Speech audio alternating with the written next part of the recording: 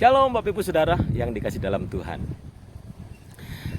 Coba kita mengingat dan sedikit mencermati apa yang Tuhan Yesus pesankan sebelum beliau naik ke surga, yang tercatat dalam Matius pasal yang ke-28 ayat 19 dan 20. Dikatakan, pergilah jadikan semua bangsa muridku, dan seterusnya lah ya. Nah, tetapi yang menarik di sini yang saya ingin ajak kita merenungkan, Tuhan berkata, pergilah jadikan semua bangsa muridnya. Kita harus menjadikan semua orang-orang yang kita beritakan tentang Yesus itu menjadi murid, bukan hanya sekadar menjadi orang beralih menjadi beragama Kristen. Karena ternyata beragama Kristen itu tidak cukup, saudara.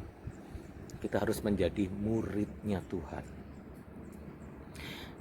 Dalam dunia pendidikan, sebuah pendidikan dinyatakan maksimal dan berdampak atau tepat sasaran adalah ketika meliputi 3 aspek dalam pendidikan, yaitu aspek kognitif, yang kedua afektif, dan yang ketiga psikomotorik.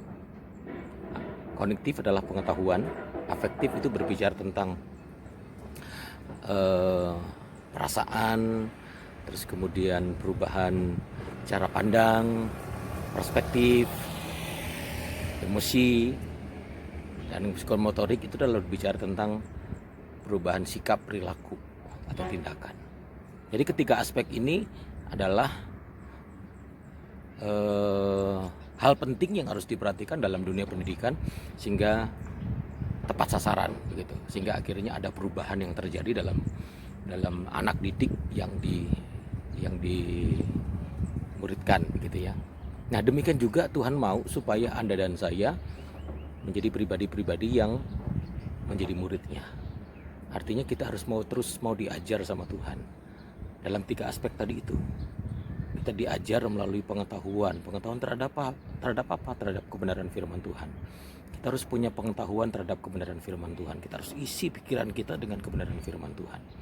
Dan yang kedua, melalui pengalaman dengan Tuhan, melalui berbagai hal yang kita hadapi, itu Allah sedang mengajar supaya kita punya cara pandang yang berbeda, cara pandang yang benar, memiliki perspektif yang benar, dan pikiran dan perasaan kita diubahkan sedemikian rupa melalui pengalaman-pengalaman dengan Tuhan. Dan itu akan mempengaruhi sikap kita, cara kerja kita, termasuk gaya hidup kita. Tindakan kita akan berubah. Nah, itulah yang disebut oleh Yesus, jadikan semua bangsa muridnya. Nah, Bapak Ibu Saudara, pertanyaannya sekarang, apakah Bapak Ibu Saudara hanya puas sebagai orang Kristen atau mau menjadi muridnya Tuhan? Sebab itu pastikan Bapak Ibu Saudara punya sikap hati yang benar, punya gairah untuk belajar firman, terus punya gairah untuk mengalami perubahan dalam hal cara pandang, dan kemudian tindakan kita harus berubah. Karena itu menunjukkan bahwa engkau adalah muridnya Tuhan. Puji Tuhan, kiranya Tuhan Yesus memberkati dengan pesan Tuhan hari ini. Shalom.